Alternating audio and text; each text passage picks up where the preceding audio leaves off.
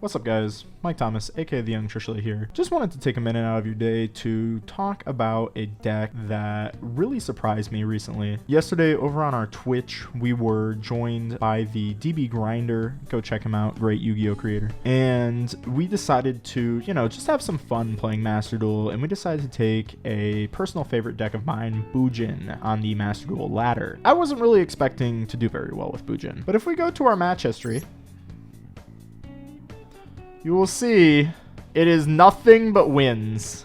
We went 15-0 with Bujins, not dropping a single game from Gold 5 to Plat 5, and we played against mostly meta decks. Say what you will about Master Duel players not being the best at the Yu-Gi-Oh! TCG. However, I think this does show us something.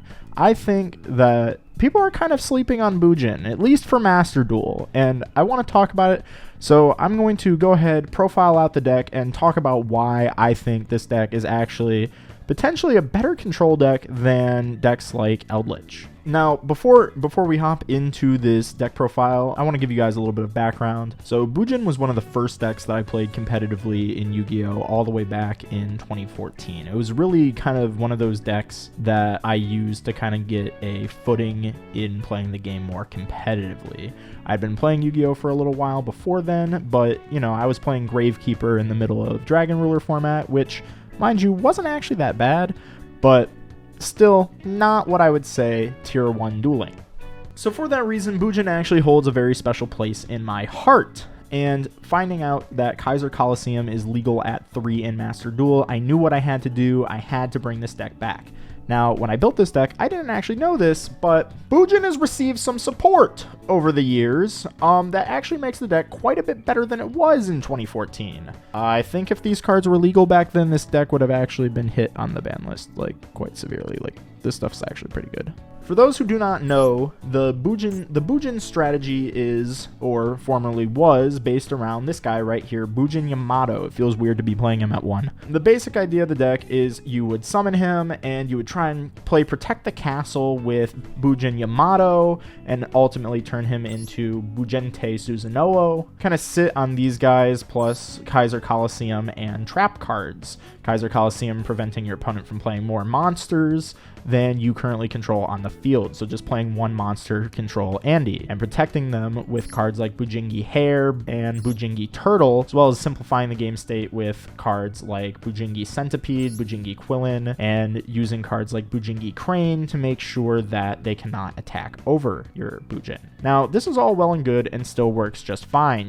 Kaiser Coliseum is still an incredibly strong card, and it doesn't really make sense to me that it is legal at 3 in this game. However, Yu-Gi-Oh! Is also a game that currently is very fast. It's not a game where, you would expect to win over the course of many turns, but rather a game that is decided in the first few. So in solving that issue, we had to come up with a win condition for Bujin. And we actually found this quite simply because of the newest edition and the new heart and soul of the Bujin strategy, which is this card right here. You can tribute this card, special summon 2 Bujins with different types from your deck in defense position, except Bujin Torfune. So this means you can summon any of the main Bujin Beast Warriors or any of the Beast Wing Beast Bujins that are in your deck. So you get a Bujin and you get a Bujingi. And it has another really interesting effect that when you Xyz summon a Bujin Xyz monster, you can equip it to that Bujin Xyz monster, and any monster that the monster that Torfune is equipped to destroys by battle is instead banished rather than destroyed. And this is actually kind of a relevant effect because Bujin Susanoo can attack all monsters your opponent controls. So this is especially relevant against decks like Eldritch, allowing you to attack over their Conquistadors, their Wakeros, and their Golden Lords and banish them rather than send them to the graveyard. So this deck actually has a pretty good Eldritch matchup. Now, that alone made me want to play the deck. However, we also quickly realized that because there's no limit on Bujin Torafune. There's no restriction on it, as there are with cards such as Bujin Carnation, which lock you into having to summon a Beast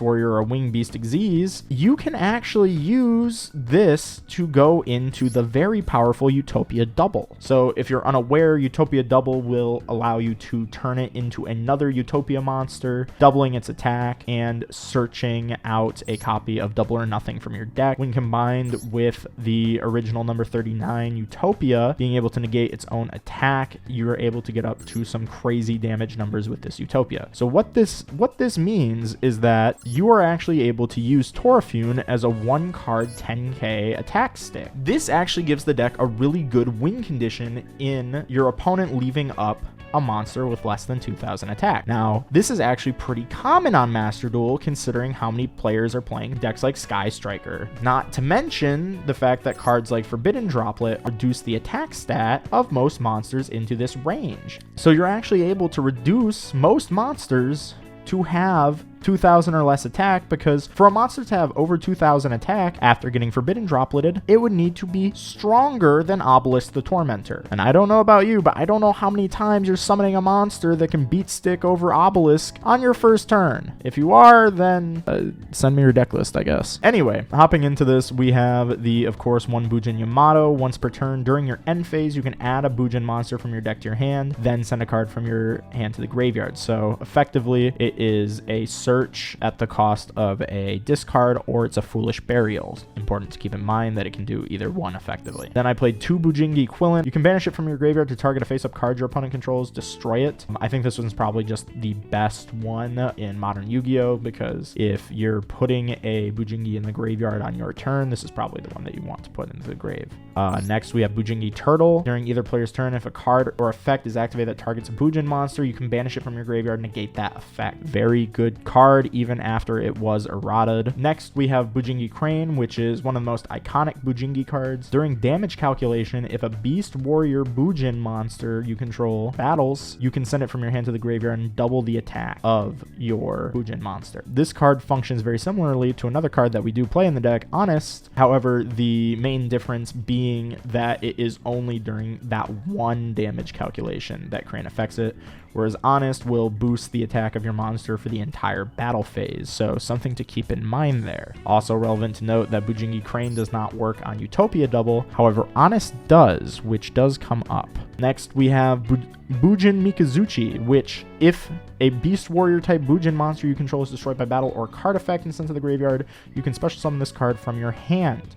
Then during the end phase, if a Bujin monster was sent from your hand to the graveyard this turn while you controlled this face-up card, you can add a Bujin spell trap from your deck to your hand. So what's really cool about Mikazuchi is it can be used to search Bujin Carnation. So if you have Mikazuchi and say you attack in with Mikazuchi, you use a Crane to dump and pump up its attack. You can then in your end phase search a Bujin Carnation, which is pretty okay for follow-up.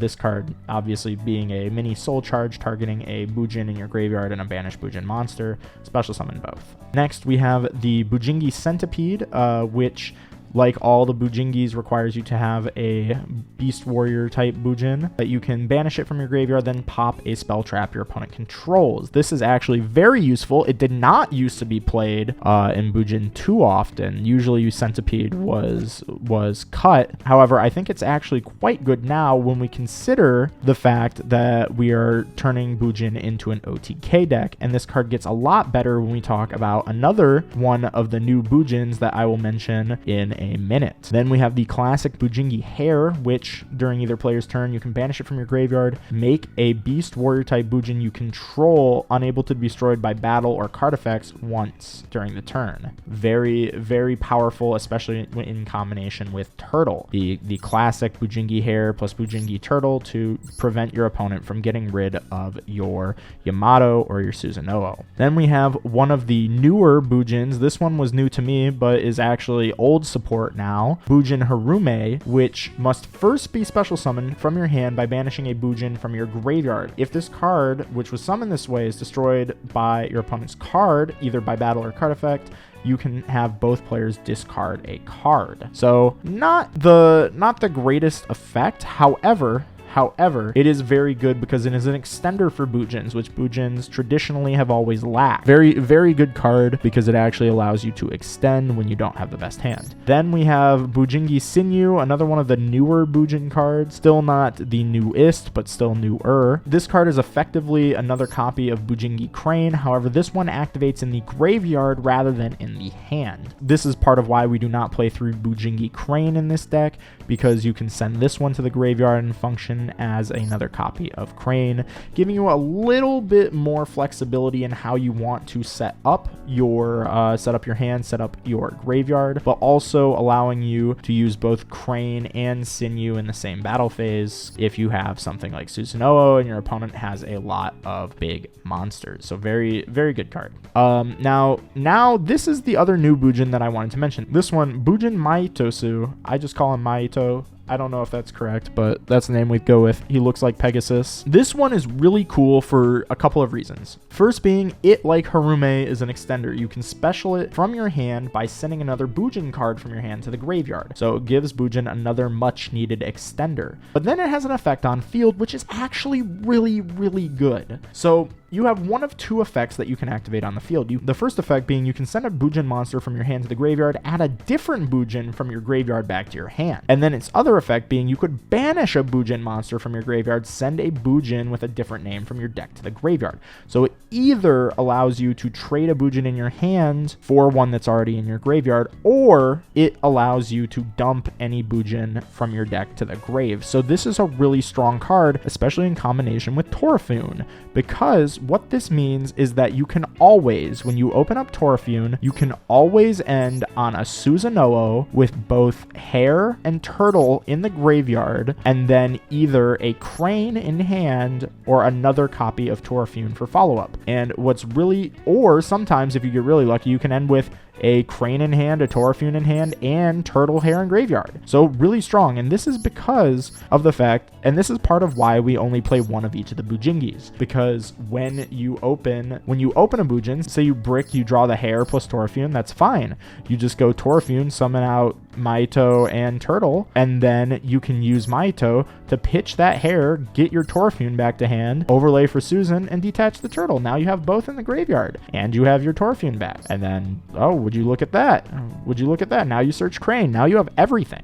So this is a really strong card. But say you don't brick. That's fine. Just banish the Torafune from your graveyard. Dump the other piece. So if you summon Hare, dump Turtle. If you summon Turtle, dump Hare. And then you can just search another Torafune with Susanoo. The fact that it banishes is really strong too, because it makes cards like Bujin Carnation live. So very, very good card overall. Now to get into the spells, we can go through this really quickly because a lot of these cards are staple. I'm sure you know what these cards do. I don't really need to explain many of them. Tenki obviously searches a Beast Warrior from your deck to your hand. You use this to search Torafune. We play 3 copies of Pot of Desires, which might seem weird because of the number of 1-ofs we have, but really the only card that we care about banishing in this entire deck is Double or Nothing. And if you're activating Pot of Desires and you can't resolve Torafune's effect to go into the Utopia double and then search out that Double or Nothing, if you're in that position, then I think you got something else going on. So I'm okay with potentially banishing a Double or Nothing if it means that I actually get to play the game.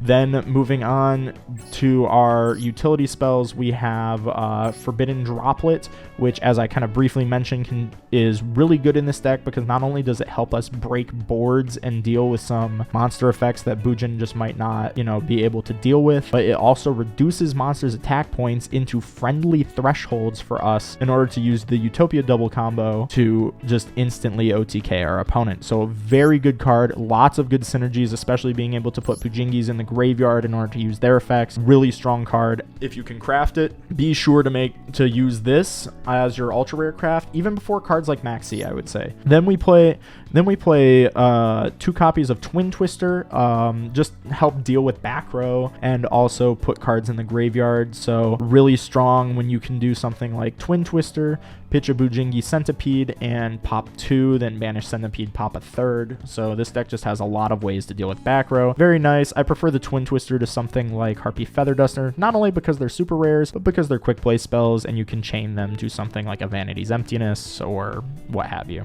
Then finally for the spells, which is really more like a trap, we have Kaiser Coliseum. I talked about this earlier, but just to refresh, this card makes it so that your opponent has to control the same number of monsters as you if you control a monster. So a lot of the times you can just end on Susanoo and activate Kaiser Coliseum and be completely fine because your opponent is not going to be able to deal with a 2400 beat stick that cannot be destroyed by battle or card effect once per turn, cannot be targeted once per turn. Maybe you have a crane to back it up. This thing's very strong, and it's really strong even if you brick in this deck. Even if you brick and you're not able to play, sometimes just summoning a Bujingi Hair in attack mode and activating Kaiser Coliseum is enough to actually beat your opponent. So pretty good card, I'd say. Finally, for the trap cards, we have the 3 Gozen Match and the 1 Vanity's Emptiness. It was kind of hard to squeeze in all of the floodgates and whatnot that we could potentially play in this deck, so I just went with Gozen Match and Emptiness just because I felt they were probably the most generic that didn't hinder us too much in our deck. Now, if you really wanted to, you could also play cards like Imperial Order in this deck. I chose not to, though, since we were relying on a spell card as our primary win condition. Now, for the extra deck, there's really only 2 cards that we need to talk about, and we've already really talked about them, but I'll talk about them again anyway. We play Bujinte Susanoo, which is the Bujin boss monster. It can attack all monsters your opponent controls once each, and you can detach an Xyz material from it to either Foolish Burial a Bujin or to add it to your hand, which is insane. This card is both Lavavel Chain and a Stratos, and it can attack everything. This card is goofy as all get out. So we play 3 of it. You probably don't need to play 3. In all honesty, you could probably get away with just playing 1 or 2 of it. I've rarely ever made more than 1 Susan, simply because most of the time, I'm really only summoning twice from my extra deck in this deck, and it's usually Utopia double or it's Susanoo. But, you know, extra deck space is pretty flexible, so not really sure what else you can put in there. If you find something, let me know. Let me know in the comments if you can think of something better than the other copies of Susan. Next, obviously, we have the star of the show, the Utopia double, which allows you to summon a 5k attack Utopia from your extra deck, which of course combos with double or nothing to give yourself a 10,000 attack beater. So very good card, insanely strong. Utopia we don't really need to talk about, but I will mention that you specifically want to play number 39 Utopia and not any of the other Utopia monsters, because vanilla Utopia can negate its own attack, which is a condition for double or nothing to be activated. Just keep that in mind in case you think you want to get cute by summoning something like Utopia Beyond and making your opponent's attacks 0. Just something to keep in mind. Also, one note about Utopia: if you are a free-to-play player like myself, Utopia is an ultra rare. However, it does come in the Zexal weapon structure deck. Consider buying that with gems rather than wasting UR credits on getting Utopia. For the first Xyz monster that you might not recognize is Starliege Paladynamo, which takes 2 level 4 light monsters. This card used to be a staple include in the Bujin extra deck and is a really good card because you can detach 2 Xyz material from this card, target a face-up monster your opponent controls, make its attack 0, and if you do, its effects are negated. And if it's destroyed by an opponent's card, either by battle or card effect, you get to draw a card. I kept this card included in the deck for a specific reason, which you can probably guess considering where all roads to this deck eventually lead, is that it drops your opponent's attack to 0. This card's actually really cool because you can, if they leave a monster in attack mode and you just have enough gas, you can make Paladynamo drop something to 0 and then punch into it with Utopia double. So pretty okay card. It comes up every now and then. Not too bad. Next we play Brotherhood of the Fire Fist Tiger King. So when Tiger King is Xyz summoned, you can set a Fire Formation spell trap directly from your deck. Obviously, this is just going to get you another copy of Tenki, but the real reason to play him is that he can negate the effects of all face-up effect monsters currently on the field except Beast Warriors. So this card is effectively a Dark Ruler from your extra deck. This card is insane, and I can't believe that this card was printed like 8 years ago. Like, this card's goofy. This card's goofy. Definitely a decent include. Doesn't come up all the time simply because a lot of the time it's easier to just OTK your opponent with Utopia double than trying to negate everything. But having a Dark Ruler from your extra deck is not bad at all, so definitely include this. Then we have Bujinte Tsukiyomi, which is probably the third most summoned card in my extra deck, I would say. Bujinte Tsukiyomi is really good because it can allow you to dig for non-engine cards by discarding your entire hand. As long as you have at least one card in your hand, you can draw 2 cards. So the idea behind playing Tsukiyomi is, say you were to open up a hand that is just like all spells and traps, right? Like, let's say that you open Tenki, Desires, Goes and Match, Droplet, and Bujingi Hair, right? The idea behind the Bujinte Tsukiyomi is that you can, use that Tenki, go for your Torafune, and then set all of your spells and traps, then go into Tsukiyomi, discard that dead Bujingi in your hand, and then draw 2 cards. So this card is a +1 whenever you have 1 card in your hand that you really don't need or want. So sometimes it's better to go for Susanoo. Personally, I like to go for Susanoo going first because it guarantees me that Torafune. But Tsukiyomi sometimes is a lot better, especially if the cards in your hand, you don't feel confident that they're going to protect you. So, for example, maybe you opened double Twin Twister Bujin Carnation, maybe that's not good enough to protect you, rather than like Goes and Match Kaiser Pot of Desires. So this could potentially draw you into that Kaiser Coliseum, that Goes and Match, that Vanities, any of those cards to help you try and survive until the next turn where you can Utopia double them. Finally, rounding out the Xyz monsters, we have Zeus. It's in the deck. It's an Xyz deck. You're playing Xyz monsters, you put Zeus in the deck. It's that simple. This card's really strong. If you don't have it, definitely craft it. Like, this card, until this card gets banned, this card is going to go in so many decks. Probably one of the best cards in all of Yu-Gi-Oh!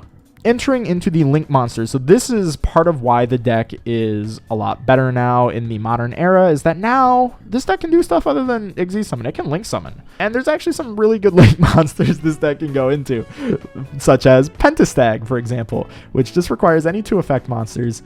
If a linked monster attacks a defense position monster, inflict piercing damage. Do you see how this might be synergetic with our double or nothing strategy? Your opponent's life points are not safe. You can just go for Pentastag and punch them with Utopia double and just obliterate people. Like, this, I don't know who thought this deck was a good idea. Who gave Bujin so much good support? Who in Konami was a Bujin player in 2014? Speaking of, Bujin's got their own Link monster, Bujingi Ahashima. This card is also stupid busted. It cannot be used as Link material. However, if it's Link summoned, you can special summon 2 monsters with the same level, one from your hand and one from the graveyard, and then immediately Xyz summon into a monster using only those 2. Note how it doesn't restrict you to Bujin Xyz monsters. Why? Why did they do this? So why this is really strong and why I'm like getting so bent out of shape about it. I'm not even done with this. This card has another effect too. Just by the way, I'm getting so bent out of shape about this because sometimes you don't have enough damage to OTK your opponent with Utopia double. But I know, crazy, right? Because of this, say you only have the Torafune, but you have another card in your hand, like another level 4, you can just put an extra 1,500 into play. This is free. So whenever you have Torafune plus another level 4 monster in your hand, you have an extra 1,500 points of damage. And if that wasn't crazy enough, it's an MST too. If an Xyz monster this card points to activates an effect by detaching a material, pop a spell trap your opponent controls. So this said, Torafune plus any card in your hand is a Utopia double plus Twin Twister, because you can summon Centipede from your deck and go for Ahashima. And why is this so crazy, you might ask? Well, Ahashima, being a Beast Warrior Bujin monster, after you Xyz summon, you can still use all of your Bujingis in the graveyard. All of them. Why is this also really crazy? Well, because of Sinyu, you can send Senju to the graveyard, and then this Ahashima can get over anything. Ahashima can attack over anything. So it doesn't matter whether or not your opponent has, like a huge monster. You might be wondering, well, how am I going to beat over this huge monster? Just put the Senyu in graveyard. Senyu, you beat over it. You just beat over it. Card's crazy. So you're pretty much guaranteed to win through just just about any board so long as they can't interrupt you. And with so much disruption just coming from one card, I don't know how you're losing. I don't know how you're losing. Now, some of you commenters might be like, you lose when you draw the double or nothing, and you can't get your full damage potential out, right? Right, Mike? You can't get your full damage because you don't get to Utopia double, right? You just gotta hard make your Utopia, so it's only 5k attack. Farajet puts cards back. So for whatever reason, when Konami was designing Tri Brigade, they said, hey, why not? It would be really good. This should be indirect Bujin support, right? This should just be indirect Bujin support, where all the Bujins are tri-types. The Bujin monsters are tri-types. Then you can go into Farajet. You can link off the Farajet. And you can put back double. It's like they knew. It's like somebody at Konami knew when they were designing this deck. Like, the pieces just fall together so well. So you do have a way to actually put back your double or nothing through this Farajet. That's really the main reason that Farajet is included in the deck, is just as a way to put your double or nothing back for when you do draw it. Because sometimes your opponent likes to take a Max C challenge. And as you might have noticed, they don't have other hand traps other than the Max C in this deck. So the Max C challenge actually isn't that scary if Bujin drops Max C on you, right? But because you have so many resources to work with, it's highly probable that you're going to be able to go into a Farajet play, use that Farajet, link it off, and then put back the double or nothing if you are to draw it. And from there, you can just go back into your Utopia double OTK and be very happy. The fact that it also puts a body on the field for you, because this deck struggles with putting bodies on the field, is also very appreciated. Thank you, Konami. So good card. Then just to wrap this up, because I know this has been kind of a long-winded deck profile, we have Lina the Light Charmer, which, you know, it's one of the charmers. It can bring back a light monster from your opponent's graveyard, and it will search a light monster with 1500 or less defense if it's destroyed by your opponent's card. It comes up sometimes. What's really nice about it is that you can use it to go up into stuff like Nightmare Unicorn and then Access Code Talker, which I did choose to include these in the deck simply because we have stuff like Farajet, so I wanted nice things that we could build towards and link off into when we do need to go for those Farajet plays. So having a little bit of extra removal in the deck is always appreciated, just to kind of clear up the board state and kind of pave the way for your Utopia double OTK. Now, I hope that this deck seems interesting to you guys. It's been a lot of fun for me to play Bujin again, one of my favorite strategies. And let me know what you guys think, because I think people are sleeping on this deck. I mean, the results don't lie, right? Like, this deck's been doing really well for us. So try the deck out. Hopefully you enjoy it, and have a good rest of your day, guys. I'll see you guys in the next video.